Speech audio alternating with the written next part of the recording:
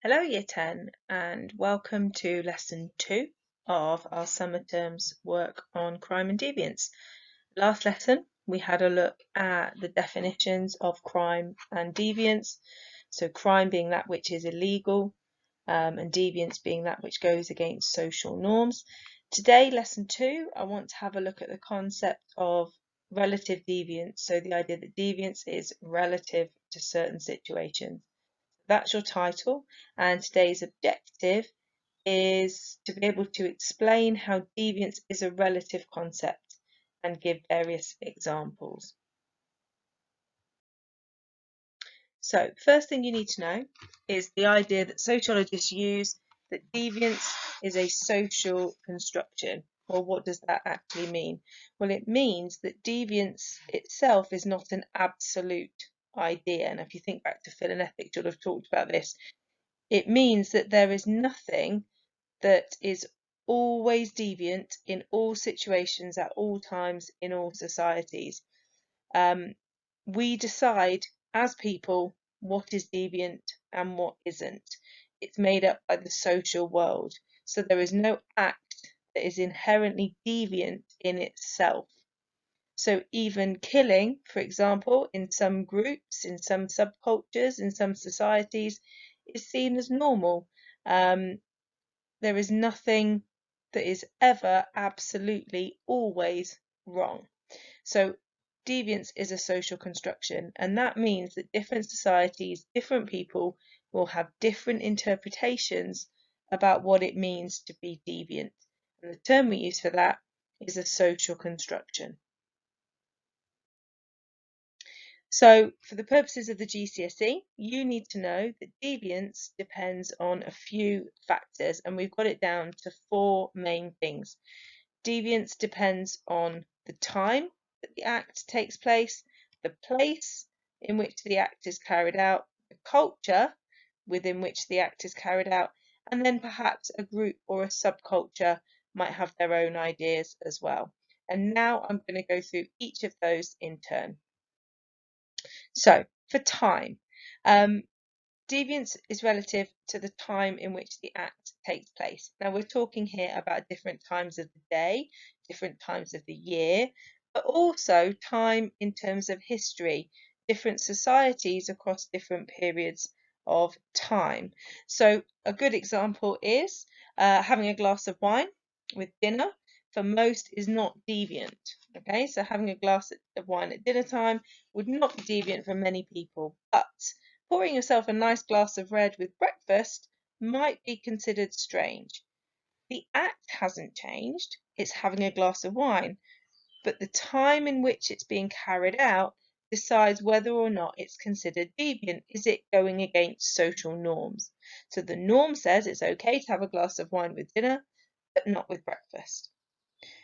You can also think about time in terms of different societies and the attitudes that we've had over time. We talked about this a lot on families, in particular with attitudes to women and religion and things like that. So things that were considered deviant have changed over time. If you go back 50 years, homosexuality, abortion, racism, those acts were considered in very different ways. So homosexuality was only legalized in 1967, abortion 1969, racism has gone the other way. So whereas racism might have been seen as a more socially acceptable phenomenon, nowadays it absolutely isn't.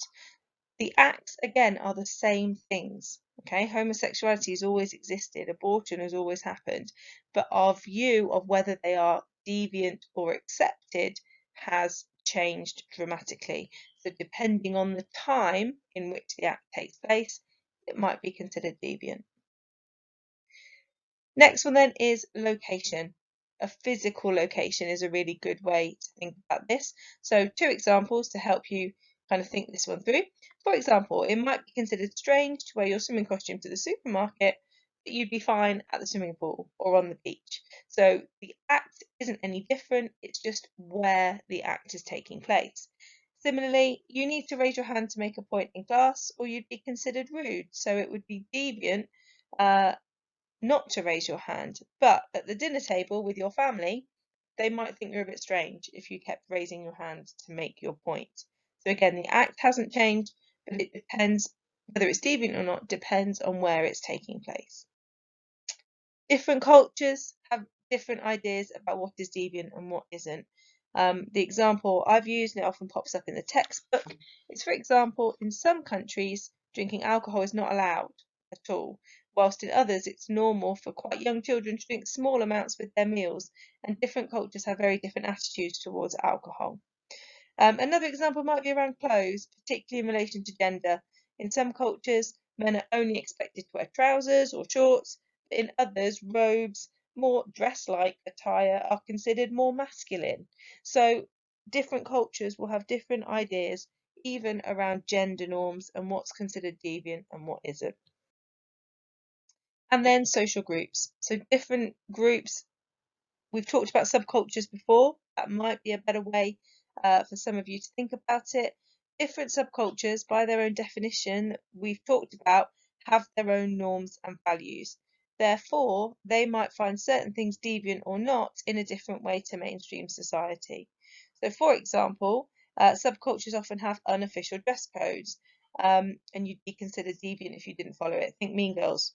On Wednesdays, we wear pink, but also kind of the more sporty groups, or you might have your kind of more gothy, emo-y kind of groups, often have ideas about what you need to wear to fit in with that particular group, and you'd be deviant if you didn't follow it. Also, language is a really interesting one. You might use language, either slang language, terminology, or profanity, swearing, with your peer group that you might not use with your grandparents. So what's considered deviant within one social group might be very different with another. And age is often a really good way to think about that. So, two quite short tasks I want you to do based on this lesson. So, number one, to make notes on the things that we've just talked about, can you make a really quick table in your notes? So, deviance is relative because of time, location, culture, and social group. I've given you a couple of examples on each slide. So, can you put down 3 examples? You need to have a think about your own, and then draw yourself a little picture to help you summarize that reason for relative deviance. And then the second thing is to answer these questions from the Ken Brown textbook. A couple of the questions recap last lesson as well, so it's really good memory platform style to keep going over stuff from previous lessons. But particularly question 4 is looking at relative deviance. So how can we kind of think about whether things are or aren't deviant in certain situations? On Show My Homework, I've put a PDF of the Ken Brown textbook of all his notes on these issues about relative deviance. So if you want to have a quick read through or you're really struggling, you can use the Ken Brown book to help you out. And then finally, golden challenge task is to produce a collage poster of pictures. So you can Google it and just copy and paste into a PowerPoint slide, something like that. Maybe set the slide to A4 to help me out a little bit. But you can Google away, find some pictures, or if you want to do it a bit more old school, you can use whatever magazines, newspapers, and things that you have to hand. But make me a little poster to show the idea that deviance is relative. Good luck.